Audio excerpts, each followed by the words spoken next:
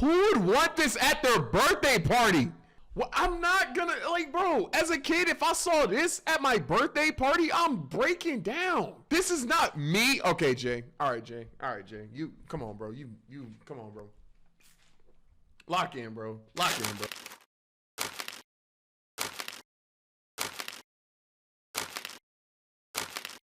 And today we got more of it. God dang. Game Theory, FNAF Sister Location Decoded. We have not talked about FNAF Sister Location yet. If y'all remember in the last video, I actually caught on. I got hip. It clicked in my head. It clicked in my head. So I'm hoping I don't lose the plot. If I could not lose the plot, I'll be a very happy guy. So you already know the vibes. 1 curse, 3 push-ups. Let's just get straight into it.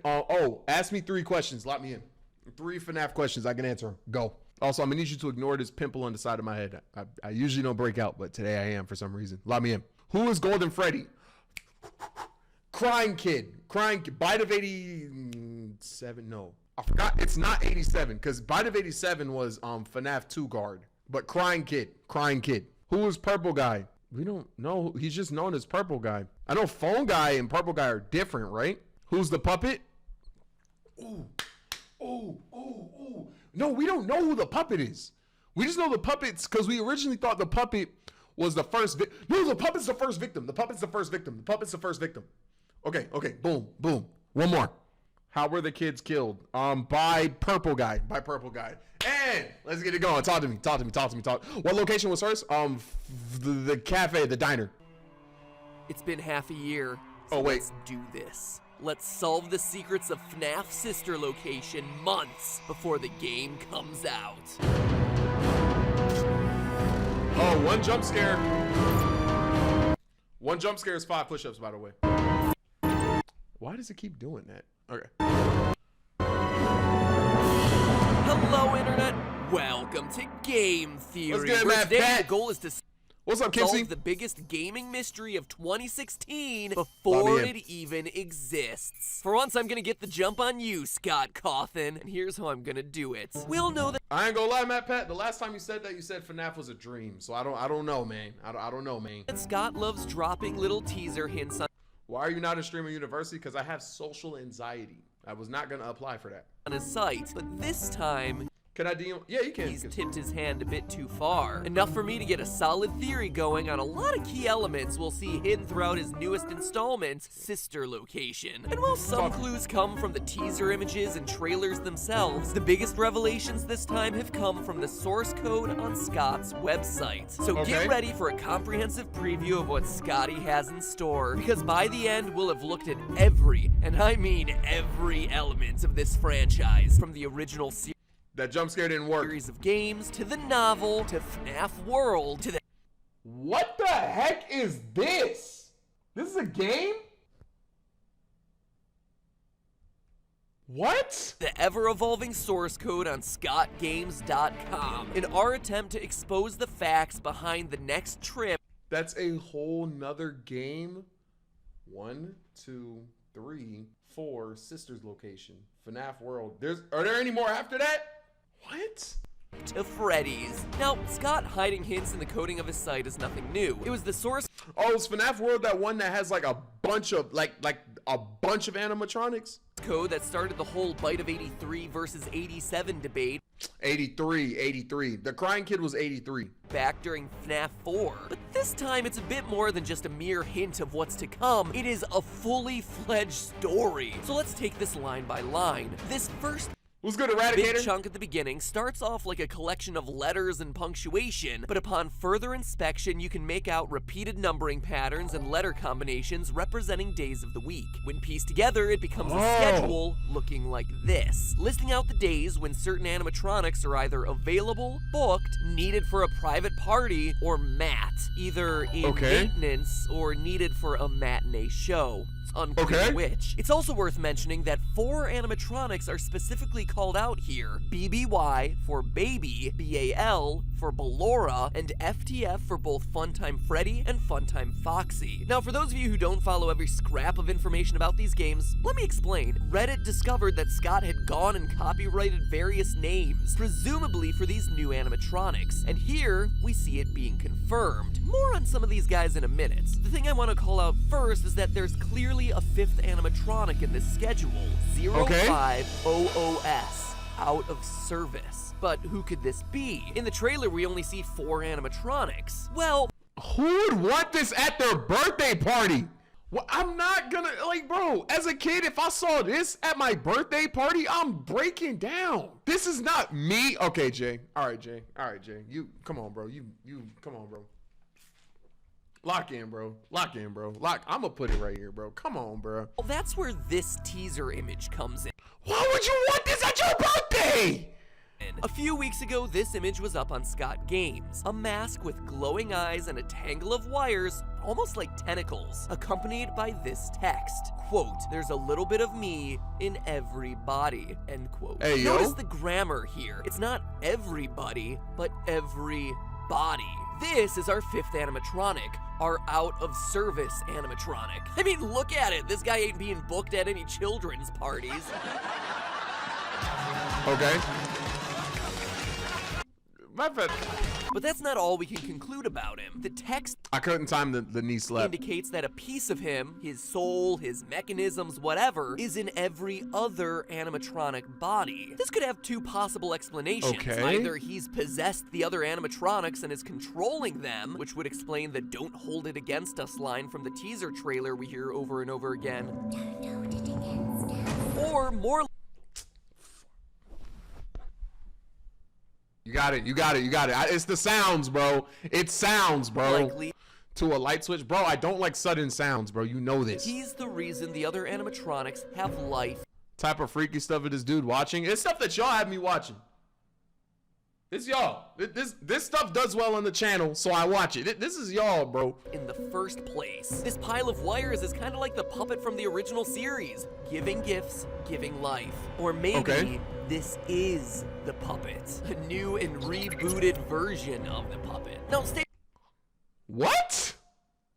with me here. One thing that we've largely forgotten about since his first appearance back in I have not forgotten about the puppet, I promise. FNAF 2 is how the puppet character just didn't fit in with the FNAF world. Sure, as it kept making appearances in game after game, we just kinda accepted its role, but seriously, think about it. FNAF 1 through 4 were all about animatronics with big, bulky bodies and an animal theme. But then insert the puppet, thin and with a human face, complete with red cheeks, crying eyes, and red lips. Features that we haven't seen on anything else until now. Fast forward to Sister Location and we see humanoid faces everywhere.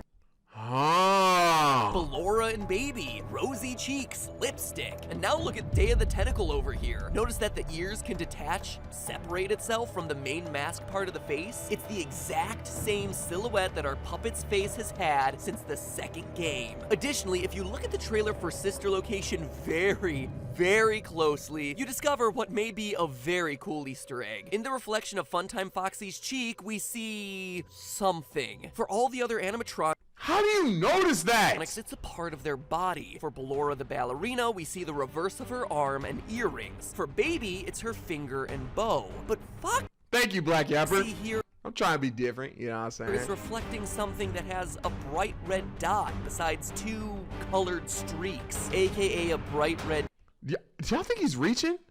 cheek and 2 streaming tear tracks. It's like that time we covered reflection mapping to find Super Smash Bros. Hidden location. Could that be the puppet's face reflection mapped onto the model of I can't tell. Foxy's skull? Regardless though, if you ask me, we haven't seen the last of the puppet in whatever form he comes in. And based on the designs of these characters, Sister Location might finally be giving us the origin story we've long been waiting for. Now, hopping back to the source code, the next section shows us that there seems to be 3 file directories for various clients. The first is for a place called Chica's Party World, the second for private birthday parties, and the third for CRMN Institute. I can only That's the I'm assuming the criminal We database. assume Carmen Institute. Oh, see. This is why I gotta stop trying to predict stuff.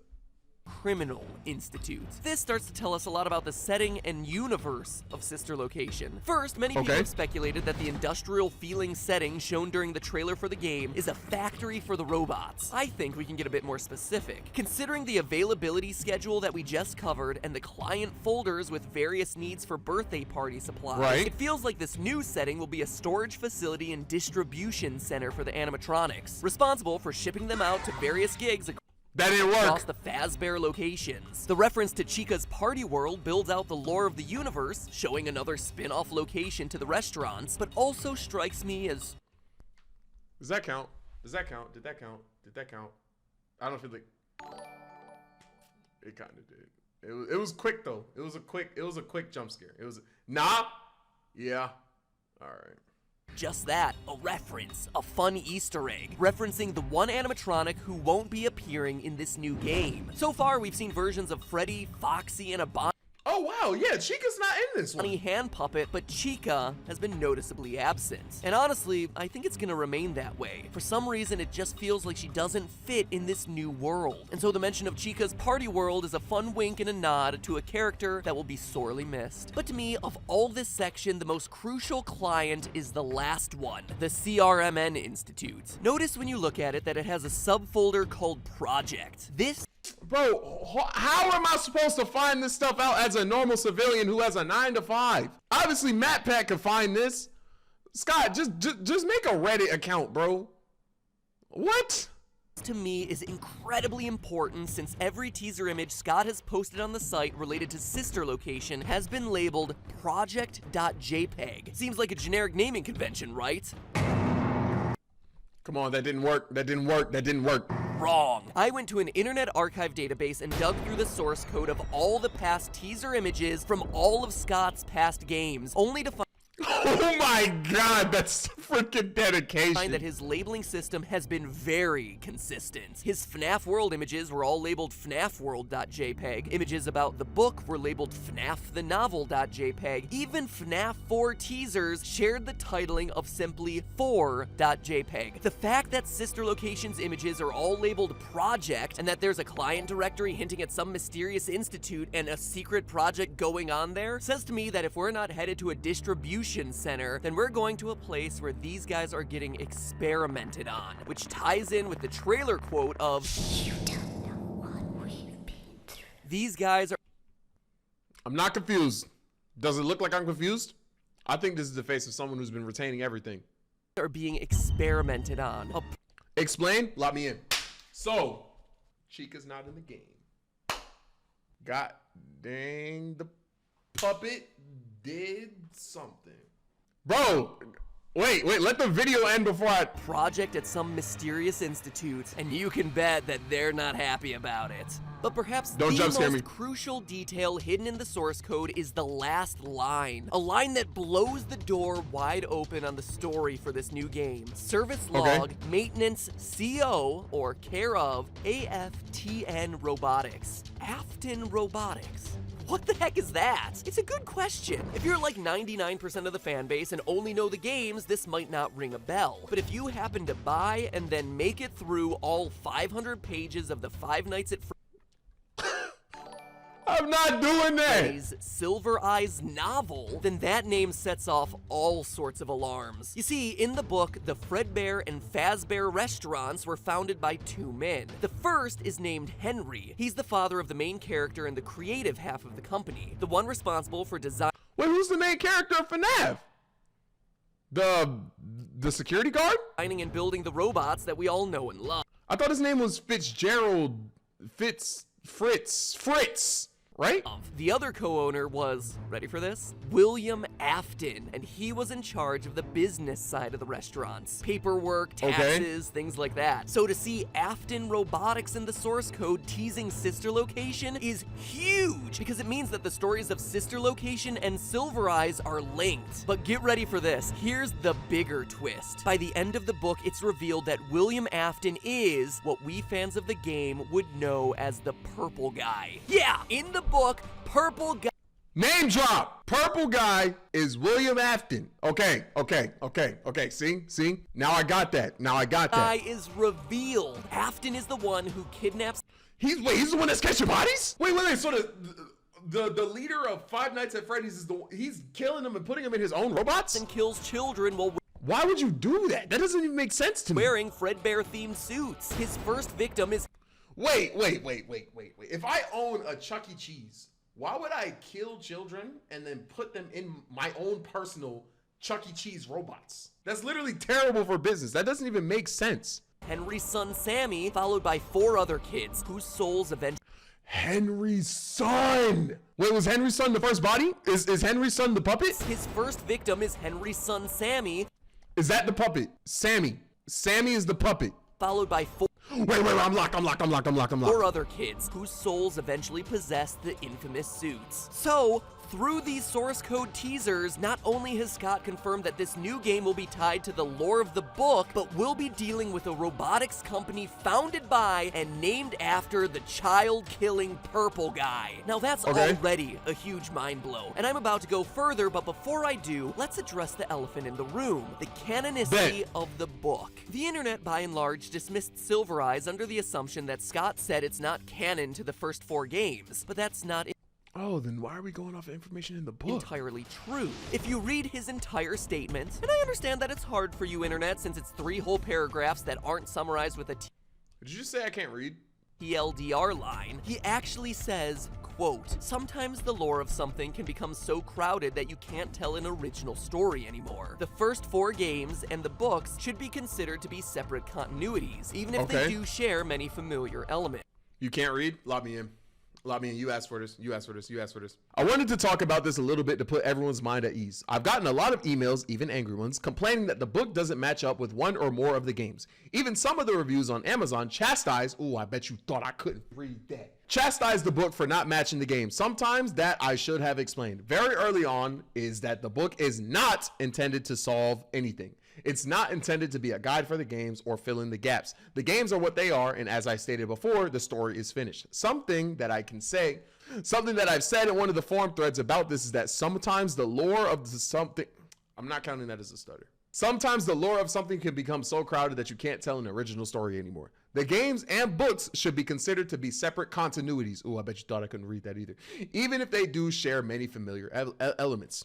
I feel like you should give me that. Books should be considered to be separate continuities, even if they do share many familiar elements. The book is canon just as the games are. That doesn't mean that they're intended to fit together like 2 puzzle pieces. The book is a reimagining of the Five Nights at Freddy's story. End quote. And this makes sense, right? The first 4 games were crushed under their own convoluted lore and fan base dedicated to making every new toe added to Foxy mean something. Now, I'm not saying that's a bad thing to have people enthusiastic about your story, but it does become limiting when you make continuity errors or want to do something new with these characters. And with the Five Nights at Freddy's movie coming ever closer, he can't even move his characters around because he has to accommodate for so many different things that he hasn't even confirmed as a theory. Becomes even more important. There needed to be room to insert actual characters into this story. You can't make a movie out of some pre-taped phone tutorials and silent furry monsters. Thus, enter Silver Eyes, which builds out new characters, new faces, and new stories that can be told in the setting of these games. So the separate canonicity of the book makes sense, but as Scott said, it's a reimagining. And obviously there's gonna be a lot of crossover. And based on that Afton clue we just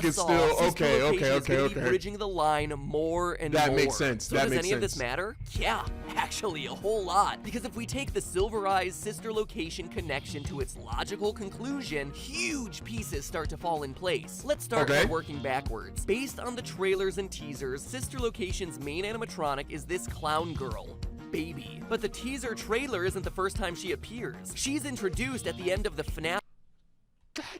That jaunt looks terrifying. What?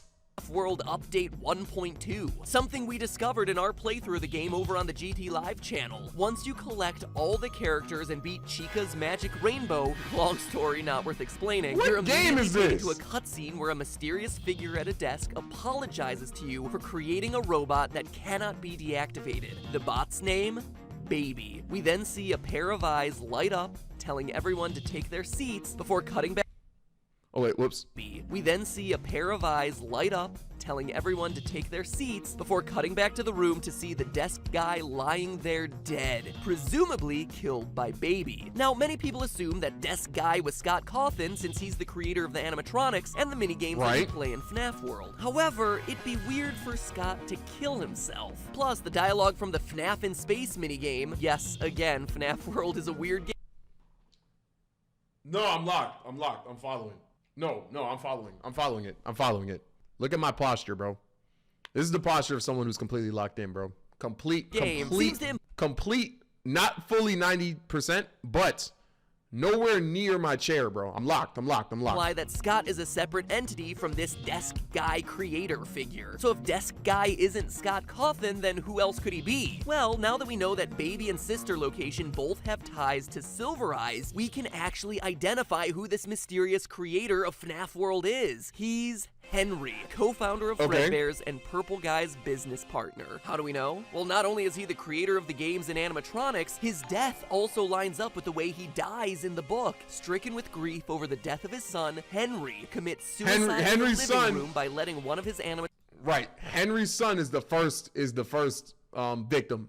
The puppet. Animatronics kill him. One that remains nameless in the book, but is clearly not any of the core 6 of Freddy, Foxy, Chica, Bonnie, Golden Freddy, and Golden Bonnie. In other words, Henry the creator is killed in his home by a mysterious new animatronic, just like we see happen to Desk Guy in FNAF World. The events just line up. Now that's all the stuff that I feel really confident about. But now let's have some fun and take it even further. Admittedly, I don't think that this is where Sister Location is headed, but there is enough of an evidence thread to take us to some awesome extremes. So let's have a little bit of fun with this, shall we? First, notice how Baby is introduced to us at the end of FNAF World as 2 yellow eyes in the dark. And what's the first image we see in that game? 2 yellow eyes in the dark, along with the iconic ending line from FNAF 4, I will put you back together. It's also the last thing that What is this game? that we see in the true ending to the game. 2 yellow eyes saying, I will put you back together. Now, I know what you're thinking. There's no way that those are Baby's eyes. One, why would she say that when she wasn't even in?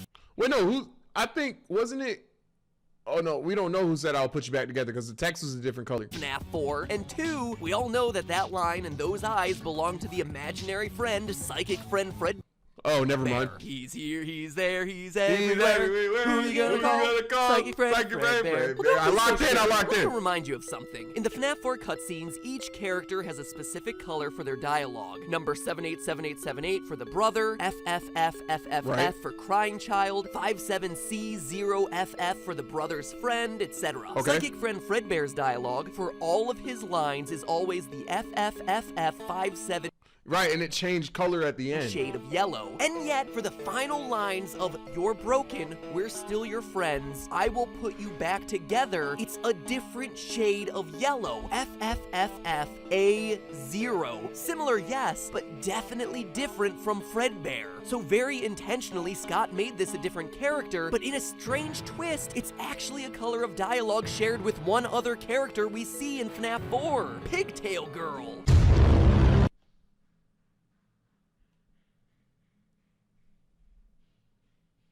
I see it. Boom, boom. I see it. I can see it. I see it. I see what you're trying to cook here. The eyes are green. The eyes are green. The one who knows that the animatronics come to life and get stuffed with dead bodies. Coincidence? Yeah, or at least we all thought so last year. But look at her design. Dressed in a skirt with red. No, that makes complete sense. Pigtails and big green eyes. Just like the design of Baby. You hear that? The collective sound of minds being blown across the internet. But if the glowing eyes, shared dialogue color, similar designs, and repeated line of I will put you back together didn't convince you, it doesn't stop there. Remember the biggest lingering question from FNAF 4? The girls' room? No one!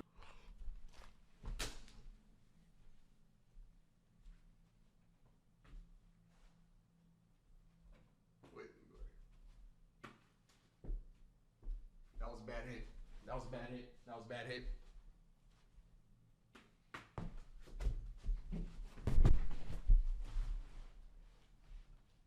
That makes sense. That makes sense. Wait. No one had an explanation for it. I didn't have an explanation for it. And yet Scott felt it was important enough to put it to the game. More of the story to show us. And now we might actually know why. What if the girl is a part of the crying child's family? First, why wouldn't he say something though? it would explain why we would see her color of dialogue reappearing in his final moments. As a family member, she would be there in the hospital with the boy as he tries to recover. And if she shares a connection with Baby, it would also tie together the random presence of Mangle in the room. One of the other key animatronics we see in Sister Location trailer is Funtime Foxy, which looks like Mangle. Confidently say is an intact model of what will eventually become Mangle. Again, we're looking at the major details. Yes. Oh wait, so these animatronics are old then, because Mangle was in FNAF 2.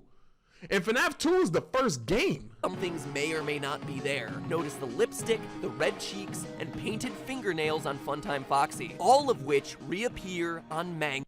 Wait, so I'm over here thinking these are new freaking animatronics. These are old. So in the two games, we would have Baby and Foxy linked. Is it a stretch? Absolutely. But then again, this is Scott we're talking about. To me, though, the coolest part about this connection would be in the name of the game. This whole time, we've been assuming that Sister Location was referencing some other spin-off chain of restaurants, or, like I said no, they've said Sister Location before. Earlier, a storage and distribution center for the robots. But if the pigtail girl's soul is trapped in Baby, and she was indeed the sibling of Crying Child, the phrase Sister Location takes on a whole new meaning. This is her game, a game about one sister's soul Bro, I'm with it. Trapped in the baby animatronic, getting revenge for her brother's death. Just don't hold it against her. You don't know what she's been through.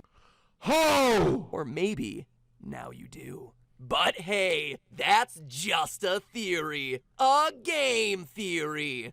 The ball's in your court, Scott. This is the second time we've watched a FNAF theory video, and I was actually able to follow it. I feel like we should acknowledge that. Now, I have to do 10 clap push-ups because I freaking jump scared twice. Recap right now? No. Bro, it's like the jump scares don't even be scary. It's just my reaction to it, bro. 10, 9, 8, 7, 6, 5, 4, 3, 2, 1. All right, y'all. That's gonna be the video. Hope you guys liked it. Catch you guys in the next one. This is gonna be it for me. Peace.